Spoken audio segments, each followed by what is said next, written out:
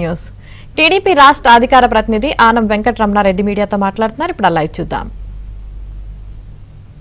ఇంకొక ఆమె ఉంది, మా నెల్లూరులో చేసిపోయిందా మీకు అందరికీ తెలుసు. మా అక్క హరితక్క, కమిషనర్ హరితక్క. ముమ్మాటికి 100% హరిత గారి, తిరుపతి కమిషనర్ గా ఉన్న హరిత గారు దీంట్లో 100% ఇన్వాల్వ్ అయ్యి ఉండారు.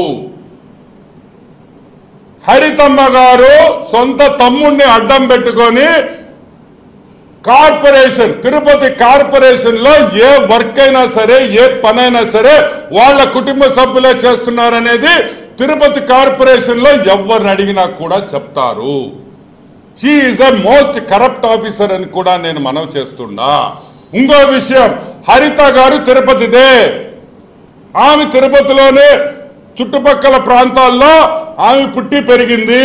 నేను అడుగుతున్నాను, బ్రోకర్ కరుణాకర్ రెడ్డి, నీ మనిషి కాబట్టి నీ అండదండలతో ఈ దోపిడీ జరిగిందని కూడా నేను మనవి చేస్తా ఉన్నా. సరే, ఇంకా చాలా మంది ఉన్నారు. ఆర్డీఓ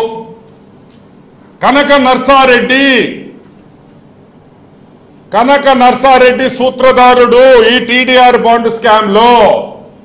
అదే విధంగా రిజిస్ట్రార్, సబ్ రిజిస్ట్రార్ రెవెన్యూ, వీళ్ళందరూ సర్వే చేసేవాళ్ళు, మున్సిపల్ కార్పొరేషన్ లో పనిచేసిన కొంతమంది దొంగలు, అందరు కాదు కొంతమంది దొంగలు, అందరికి కూడా దీంట్లో పాత్ర ఉందని కూడా నేను మనవి చేస్తున్నా.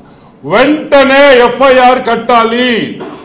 ఈ 4,000 కోట్ల టీడీఆర్ బాండ్ లో ఎవరెవరు ఎంత దోసుకున్నారు, కరుణాకర్ రెడ్డి ఎంత దోసుకున్నాడు, మోహిత్ రెడ్డి టోడా చైర్మన్ గా మీరెంత ఇచ్చారు, అభినయ్ రెడ్డి ఎంత దోసుకున్నాడు, జగన్మోహన్ రెడ్డికి ఎంత వాటా పోయిందనేది కూడా బయటకు రావాలని నేను మనవి చేస్తా ఉన్నా.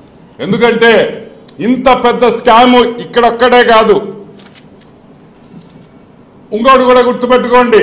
చాలా మంది ల్యాండ్లు మేము ఇయ్యము, మా భూములు మేము ఇయ్యము అంటే కూడా రౌడీయిజం చేసి, గూండాలను పంపించి, కత్తిలు చూపించి, బెదిరించి ఈరోజు ఆ భూములు తీసుకున్నారనేది తిరుపతిలో టీడీఆర్ బాండ్లు తీసుకున్న వాళ్ళ గురించి వాళ్ళని పోయి అడిగితే వాస్తవాలు చెప్తారని కూడా నేను మనవి చేస్తున్నా. ఇది నిజమా కాదా? నీ గోండాల్ని పెట్టి మేము ఇవంటే బెదిరించి దౌర్జన్యం చేసి తీసుకున్నారా లేదా అని కూడా మేము అడుగుతున్నాం. ఏం కరుణాకర్ రెడ్డి, ఈరోజు నేను అడుగుతున్నా, ఇదే టీం, ఇదే హరిత, ఇదే వెంకటరమణారెడ్డి ఐఏఎస్ 34,000 ఎపిక్ కార్డ్స్ లో వీళ్ళ పాత్ర లేదా అని నేను అడుగుతున్నా. అంటే వీళ్ళని అడ్డం పెట్టుకొని ఒక పక్క 4,000 కోట్ల రూపాయలు బాండ్లు ఇష్యూ చేసి దాంట్లో డబ్బులు గుంజేసేసి దొంగ ఓట్లలో కూడా వీళ్ళకి హస్తం ఉందా లేదా అని అడుగుతున్నా. ఇవన్నీ వాళ్ళ ఉండే టైంలోనే జరిగినాయి. ఇది వెంటనే వీళ్ళందరినీ సస్పెండ్ చేసేసి ఎఫ్ఐఆర్ కట్టాలని కూడా నేను మనవి చేస్తా ఉన్నా.